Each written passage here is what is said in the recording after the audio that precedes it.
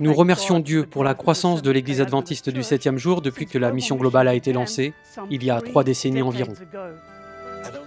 Je ne pense pas que nous nous soyons assis pour discuter d'un sujet plus important que la mission globale. Celle-ci requiert une stratégie afin que soit porté à toutes les nations, tous les peuples et toutes les langues le message de l'amour de Dieu, de la grâce salvatrice du Christ et de son prochain retour. Une mission globale et une stratégie globale qui s'étendent d'un continent à l'autre, d'un pays à l'autre, d'une ville à l'autre, d'un groupe à l'autre et pour finir, d'une personne à l'autre. Nous avons atteint beaucoup de nouveaux groupes de personnes et sommes présents dans de nouveaux pays. Nous avons vu des milliers de nouvelles églises s'ouvrir. Nous avons vu des millions de personnes trouver l'espérance du salut en Jésus. Bien sûr, il reste de nombreux défis pour la mission, mais ce n'est pas nouveau. Quand la bonne nouvelle concernant Jésus s'est répandue depuis Jérusalem il y a 2000 ans, ce n'est pas arrivé parce que les apôtres se sont réunis. Ils ont planifié et ont prié ensemble en disant « J'irai ». Non, malheureusement, cela s'est passé comme résultat de la persécution. Quand les croyants ont fui Jérusalem pour sauver leur vie, ils ont partagé la bonne nouvelle là où ils se sont installés. Comme à Antioche en Syrie, où l'église a été fondée par les réfugiés venant de Jérusalem, aujourd'hui cette Antioche, maintenant appelée Antakya, est située tout près de la frontière turque. Et elle reçoit toujours des réfugiés. Des dizaines de milliers s'y sont entassés dans le but de sortir de Syrie durant les quelques années passées. C'est ici, à Antioche, que les disciples de Jésus ont été pour la première fois appelés chrétiens. Juste en haut de la colline, il y a une grotte qui a été l'une des premières églises, où, dit-on, les premiers chrétiens se sont réunis. Elle a rapidement remplacé Jérusalem en tant qu'église mère et est devenue une base pour l'envoi des missionnaires. L'apôtre Paul est parti d'ici pour ses voyages missionnaires et a fait naître des églises à travers toute la Turquie et le monde connu d'alors. Aujourd'hui, Antakya est le cœur de la fenêtre 10-40, l'une des régions les plus ardues pour la mission. Il y vit plus de 60% de la population mondiale.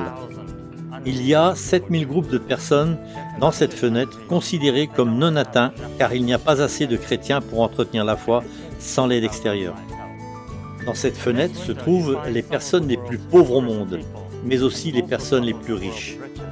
Elle abrite aussi les plus importantes religions mondiales, mais seulement quelques poignées de chrétiens.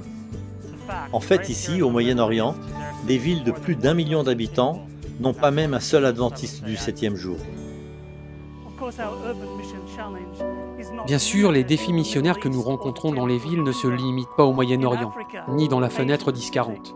En Afrique, en Asie, dans les Amériques, en Europe, les villes où vivent à présent la majorité des populations sont notre nouveau champ missionnaire, car elles abritent toutes les nations, toutes les langues et tous les peuples. Dans chaque grande cité aujourd'hui, vous trouverez des esclaves ethniques comme la petite Italie ou la ville chinoise ou la petite Inde ou la petite Corée. La liste est longue. Les gens aiment se rassembler. Vous trouverez aussi toutes les sortes de religions, de croyances ou de non-croyances. Et c'est ce dernier groupe, les non-croyants, les personnes sécularisées, ceux qui vivent sans aucune référence à Dieu et dont le nombre grandit si vite qui représente un défi particulier pour la mission. Comment pouvons-nous entrer en contact avec ceux qui ne croient pas en Dieu et n'ont jamais vu une Bible ? Comment pouvons-nous parler à des gens riches qui s'enrichissent constamment et semblent n'avoir besoin de rien ?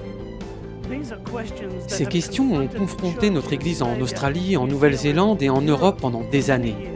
Mais maintenant, elle commence à la confronter dans le monde entier.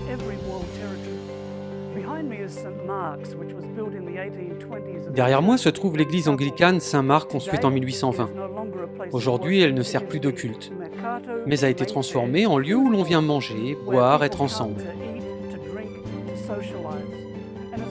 Il en est ainsi de centaines d'anciennes églises à travers l'Angleterre et l'Europe, qui ne servent plus à leur destination d'origine. Elles deviennent des appartements, des restaurants, des bars, des galeries d'art.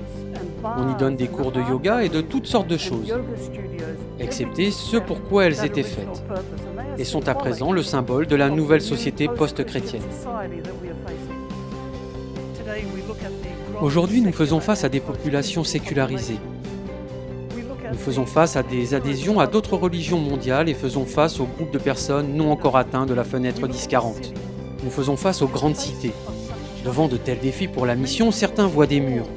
Nous voulons y voir des opportunités. Beaucoup ne voient que le problème financier, nous regardons à la source de toutes les richesses. Beaucoup ne voient que notre faiblesse, nous regardons à sa force. Dieu nous a invités à participer à sa mission de salut, ici sur la terre, qui dira « J'irai ».